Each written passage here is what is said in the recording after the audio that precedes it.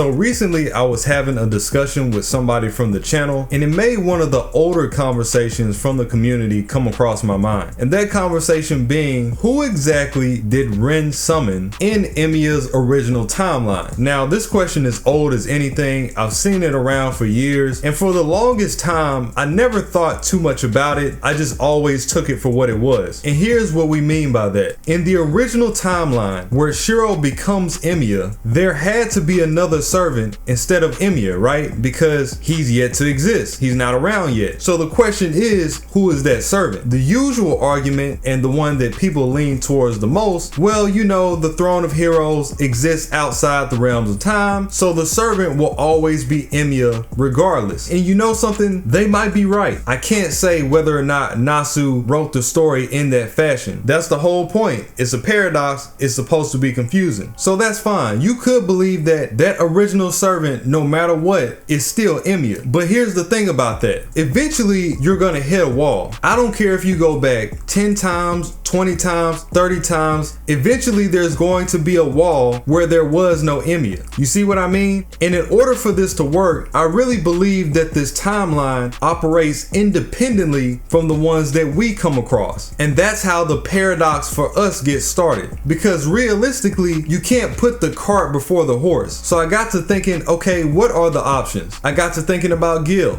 In a perfect world, it could have been Gil. Maybe we get this version of him that doesn't survive until the 5th Grail War. She finds a different catalyst for him and ends up summoning him again. But Gil is also an integral part of the story, especially in Fate and UB-Dub. So there's no possible way of that working. I got to thinking about all the other archers, and I'll go as far to take it all the way up to Fate Extra, because even though Fate Extra wasn't out at the time, it was obviously somewhat in the works, at least in drafts. So taking that into consideration, the first person that came to my mind was Arash. Arash was one of the only other servants around in the archer class besides EMIYA and Gilgamesh. So in that capacity, okay, Ren summons Arash for the war. Then I got to thinking about who Arash was. If I'm being honest with myself, barring the catalyst, the mentality of Arash really aligns more so with Shiro than it does with Ren. Just think about it. Arash is a person that literally sacrificed himself for the kingdom. That sounds a lot more like who Shiro would summon if he didn't have a catalyst, except he does. He has Avalon. So Shiro is gonna summon Saber regardless. So that's not something that we have to worry about. Okay, beyond Arash, what are some other options? And then I thought about Fate Extra, Robin Hood, the faceless king, right? Now that will be a way more fitting match for Ren, especially when you consider who Robin Hood is. Robin Hood is this identity that's everybody, but he's also nobody at the same time. Just like a certain somebody, that's how Nameless was. I mean, even if you go conceptually on how Nameless came into existence, how he's taken up the mantle of all these different unnamed heroes, he essentially serves the same purpose as Robin Hood in a way when you think about it. So through the infinite amount of paradoxes where you eventually run into that Shiro that becomes EMIYA, where EMIYA didn't exist yet, some of the only archers I can think of is Arash and Robin Hood. Because again, this is 2004, everybody else didn't exist. So that narrows it down a ton. And then there's the most important part, the plot holes. Okay, let's entertain the idea that somebody else did get summoned. How does that work? The way I think about it, this independent timeline that we've had no contact with had to have been one that operated differently, because the whole reason that EMIYA gets summoned is because he has the catalyst. So eventually somewhere in that original timeline is where Shiro first got the catalyst. This could have been in the beginning of the war. Maybe he met up with Ren, she decided not to use it, and she gave it to him as a backup because she knows he's inexperienced and it has a ton of energy that would be really good for him. Or maybe she gave it to him after that original war as some sort of memento before he continued on with his journey. And it's through that journey where EMIYA becomes Counter Guardian that already has the catalyst from being Shiro. And that would explain the very first time that he got the catalyst. Not the paradox loop of him getting the catalyst, but the very first time that he received it, and then would later on go to plot his revenge to go back in time using his position as a Counter Guardian as a vehicle. And there's many different things that we can get into. I may just have to map out an original Grail War and consider how that would even be be able to go down. Because remember, this Grail War doesn't have to be like the ones that we see. In fact, it has to be entirely different. If Arash or Robin Hood replaces EMIYA, then those fights start to get kind of wonky. Something else had to have happened in its place. What would be the sequence that went down that would still lead Shiro into making the same decisions that he made, that he would end up becoming EMIYA anyway? And he would also still survive to the end of the Grail War. Going by Nasu's word, if EMIYA is from a hypothetical fate route, a lot of Shiro's survival is dependent on EMIYA existing. Who's the person that buys them time when EMIYA fought against Hurt? Or does that fight even happen in the first place? In many other scenarios where EMIYA has to be switched out with these servants in its place, how does the story go down? And the reason that this conversation even crossed my mind, a guy was saying, well, if EMIYA comes from the Fate route, then how was Shiro able to realize his unlimited blade works? Because given the circumstances, he hasn't seen it. He hasn't come into contact with EMIYA like that. And I said, eventually, you can look at characters like Muramasa, for example, and you can tell with his reality marble, eventually Shiro is going to get a reality marble. It may be when he's around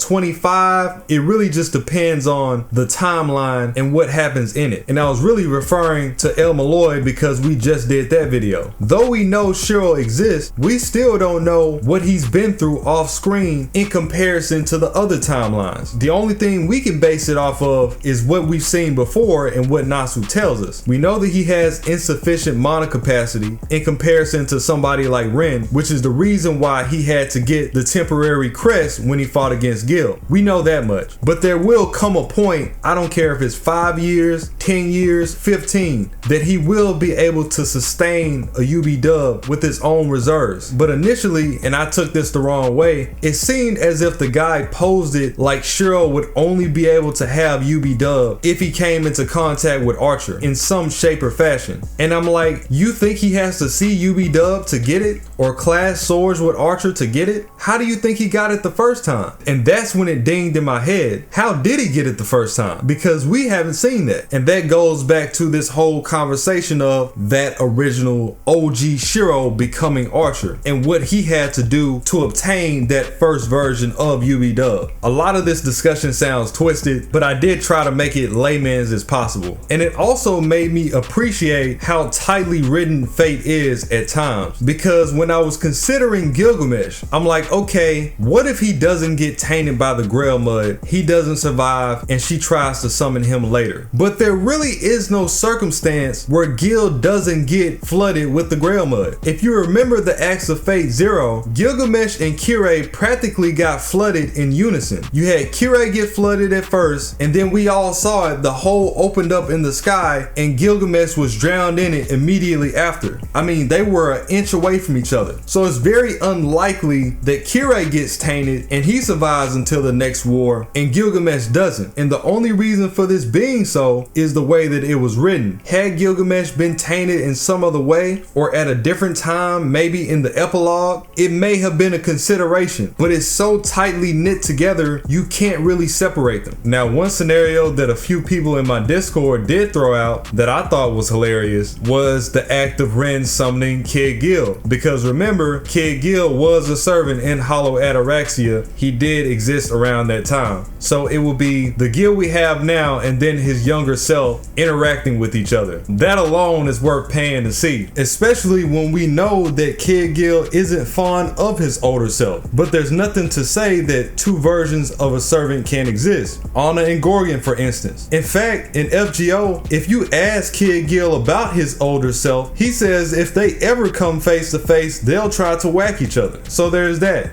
And just like I told them, that really makes me think about the Charlemagne situation in Extella Link with the two different versions of him. That's a lot like how that went down. Another thing this idea made me think about is the situation in LB6 where you had Mash get summed back in time and they had to freeze her so she would align with the future events of them coming to that Lost Belt. That's another paradox, and I feel like it operates in the exact same fashion. What came first? Her getting frozen or them coming to the Lost Belt? The cart and the horse, the chicken and the egg. I honestly think that EMIYA's character may have been inspiration for that portion the more you start to dissect it.